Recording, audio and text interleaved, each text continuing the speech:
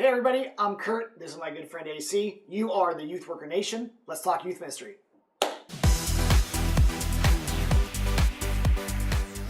What's up, brother? How are you doing? I'm great. Okay, hey, let's hit the ground running today. Yes. Okay, first of all, Yes. Beautiful. we're wearing the same t-shirts. We had our first ever in the new era of Yes. show sponsor. Remember, you can sponsor an episode of Let's Talk Youth Ministry with any gift of $5 or more. Yep. It's typically youth group t-shirts Yeah. of some type. This is a youth group t-shirt. Our good friend Shane Half, he's the youth pastor at First Baptist Church out in the great city of Jay, Oklahoma. He Shout sent us out to this. Jay, Oklahoma. Now, what's funny about this is a little backstory. These are his youth group Yes. t-shirts, and they say, greet each other with a holy kiss. And he says they started out as a joke. Kind of awkward for youth group shirts. Yeah. But he said started out as a joke, and then they caught on. Which, of course. Well, I wonder, it's still a joke. Yes. It's just everybody knows it. And Yeah, but I don't know what caught on, the t-shirt or the act of greeting each other with With a a holy kiss. kiss. Because if I'm a high school junior and I'm a Yeah. dude, I'm going, hey, I just got the green light Yeah. from good old Pastor Shane. And it's nice to greet and them all. pink. Yeah, Pink. I actually think it looks very pretty becoming cool. on us. Yeah. So anyway, send us 1 Saddleback Parkway, Yeah. Lake Forest, California, 92630. Attention, Kurt or AC. Send us a $5 something, and you too can be a sponsor of one of our episodes. Yes. All right, what are we talking about today? Today we're going to talk about interns. It's summer, so a lot of churches are probably gearing up to have them come. I know ours is coming today. It's today when we're done Coming with in this. hot. As soon as I'm done with this. How many summer interns? We 10 have 6. Junior 6 high for has- us. Junior high has 4, I think. plus right? the ones we already had in college. I think this summer we have a total of 14 Yeah. summer interns. So we are. That's why we're intern hiding heavy. out over here, right? Exactly, in this little cove. Yeah. I wish you guys could see it. Okay, so what's the question that you Okay, got? so the question that we've gotten is, are interns more, or is our internship program more for us, or is it more for the intern? So as an intern is coming in, the work that we give them, what they contribute, Yeah. is it in the mindset of, how are we building them, or is it in the... Oh, gotcha. So Mindset kind of like of what's how the it grows purpose? Is us. the purpose of the Yeah. internship either written or unwritten? Yeah. Is it to develop them and give them great experience? Or is it really more like, hey, we need a ton of little worker bees? Totally. Okay, well, that's a great question. Yeah. Here's what we know. We know that more and more churches are doing internships. Paid, unpaid, 1 year, 2 year, 3 months. That's not really what the question is. The question is, at whatever level, once you have interns, are you using your internship to build skills into them and train them Yeah. for ministry, or just kind of to get some free labor or very cheap labor? Yeah. I have my thoughts when I think of our internship here at Saddleback, because Yeah. we've had an internship program at Saddleback now in one degree or another for 13 years or something like that. Yeah. So I know what I think. AC, we're just gonna take a roll of dice. Yeah. We won't edit it later on. I want to toss it to you, and you say, okay, when you think of Saddleback, what do you think the answer to that question Yeah. is in how it really works out? What do you think our ideal is? Yeah. And maybe that will help other people think through their situations as well. Totally. Well, here we are. I believe it's both. Okay. We would do our internship in more of a, hey, it'll be great for the ministry, but it'll also be great for you in the sense of you come in and really I want to know, why you take the internship. What would you like to get out of the internship? Because ultimately you're not getting paid, and I know some internships are paid, Right. but here we don't pay. Right. So I think I would hate for you to walk out of here and you feel like, oh wow, I just kind of did what was needed to be done, and now it's over. So we're really upfront with what's kind of like your passion. I mean, you sought us out, you wanted to do this, so what would you like to get out of it?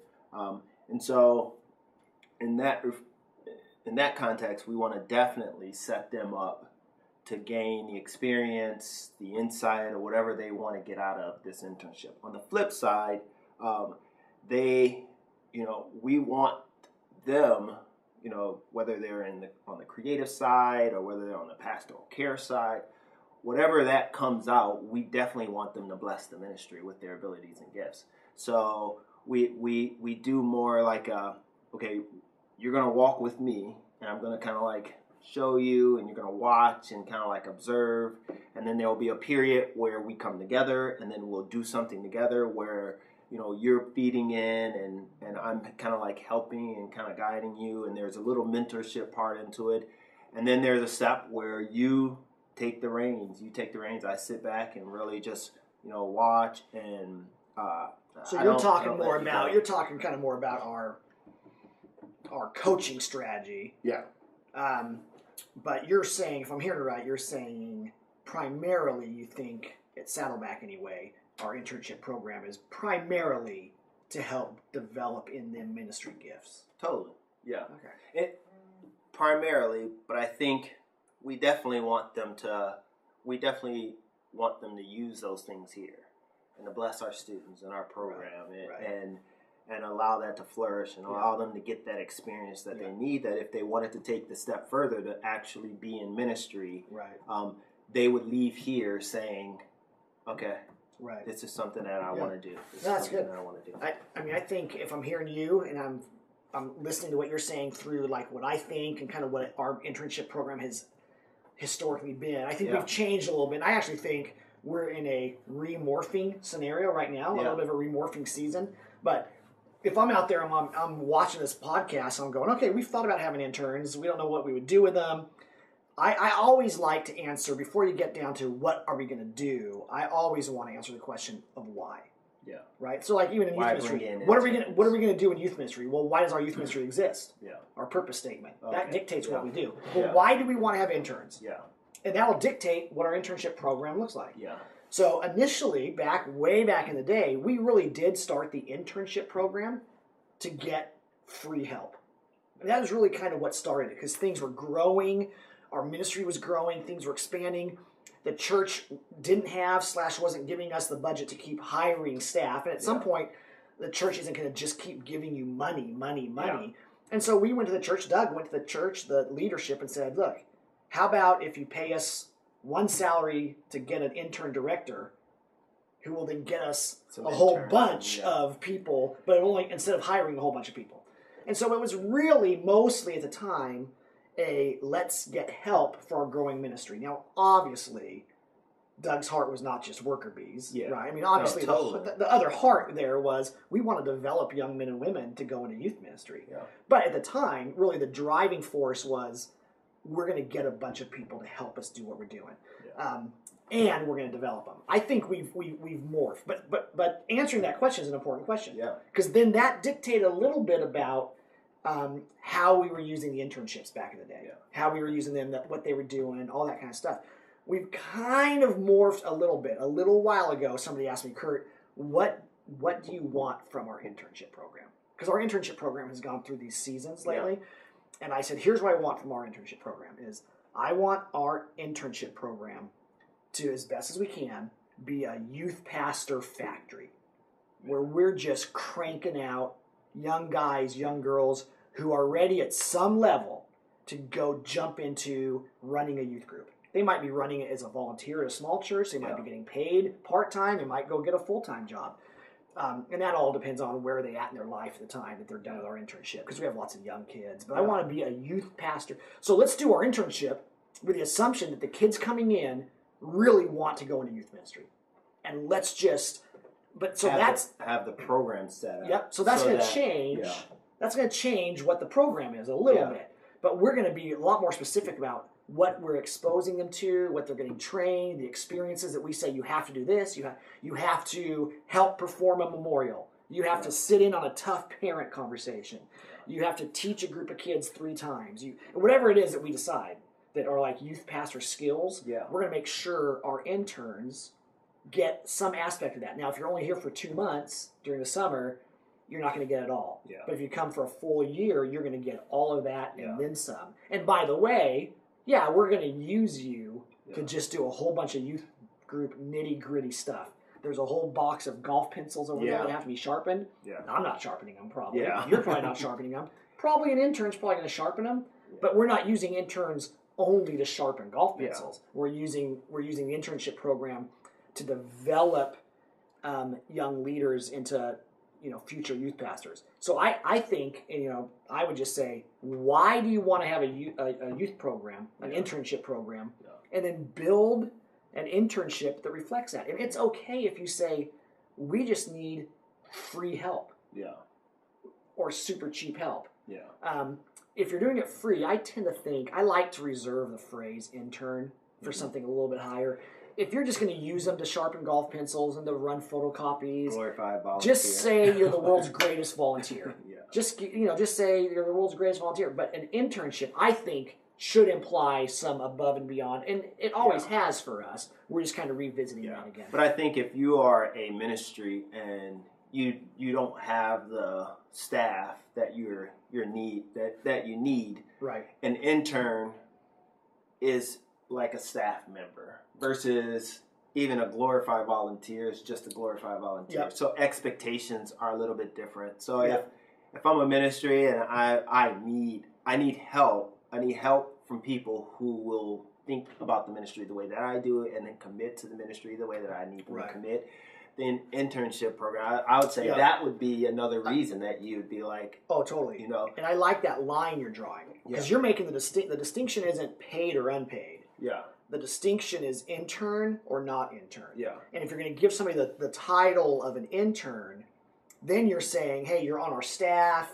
We have certain requirements, certain meetings, certain hours, certain responsibilities that you have that even the world's greatest volunteer doesn't have. And it has nothing to do with whether or not we give you a little gas money stipend or a little paycheck now and then, or you're a free intern. That is totally negotiable from church to church.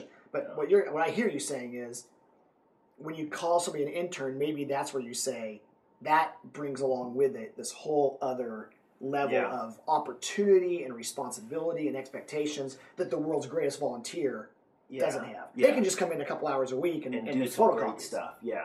But I think an intern, I want my intern to, maybe head up our weekend volunteers. Or maybe, do something with our small groups. Or run a summer event. Or, just do something that has a little bit more stake in the ministry than just what the volunteers what the volunteers would do. And we've experienced it here is we got really loose with calling all kinds of people interns. For a while, a long time, and very successfully, you had to raise your own support and come on full time for 2 years to be an intern. And then our church was making some big changes in the church-wide internship program, and we really did have to kind of change what we were doing to go with them. And then that dissolved, and now it's all coming back to us. And in that weird dissolving time, it kind of became the Wild West of, well, any department calls anybody they want an intern.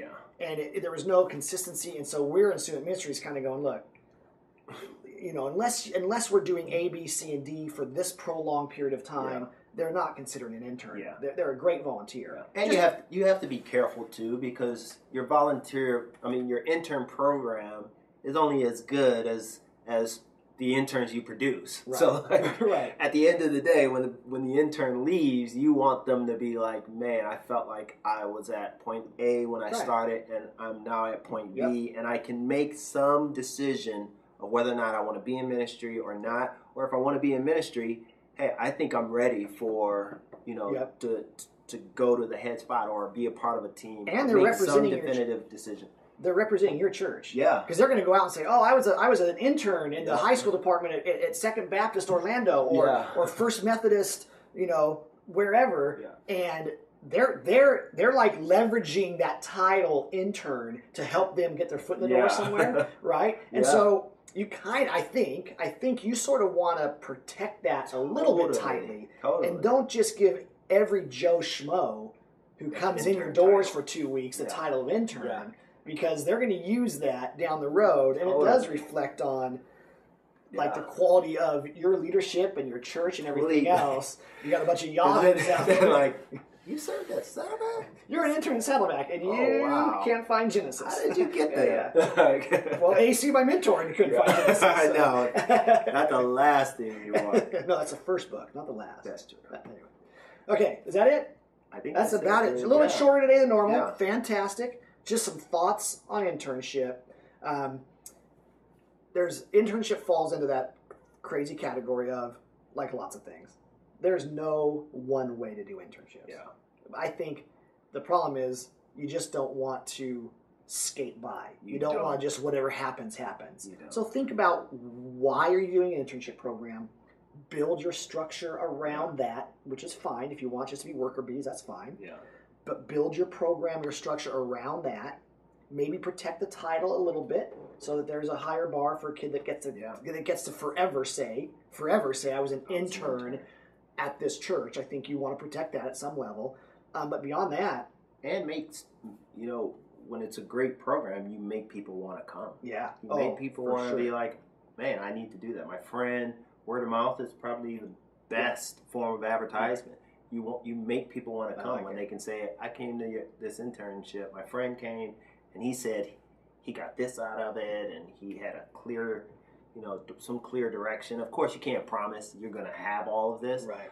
But hopefully, the experience that you set when you take it seriously, and you're not trying to just skate by and get some free help, that students leave with their lives changed and ready to, go into ministry. Awesome.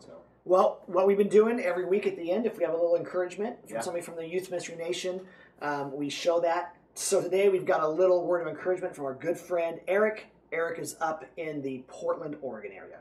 We'll see you soon. Sweet. My name is Eric with a K. I'm from Kaiser, Oregon, and I want to share a word of encouragement with you today. Being in youth ministry can be really difficult at times, and sometimes you feel really dry and lost and not sure of what your purpose is. I want to bring you back to Matthew 22, where Jesus is asked, what's the greatest commandment?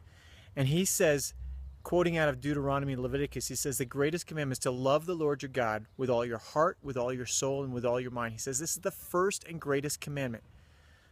He says, the second is like it, to love your neighbor as yourself. He says, all the laws of the prophets hang on those two commandments. The greatest thing you can do with your life is to love God and to love others. And sometimes it's hard to love some of those students you work with. I get that. But I want to encourage you to dive deep into your relationship with Jesus today. If you've been feeling dry, open up the Bible, spend some time, just listen to him. Be with Jesus today. Love him completely, and then go love on others. Do that well, and God is going to be with you the whole way through. Have a great day. See you.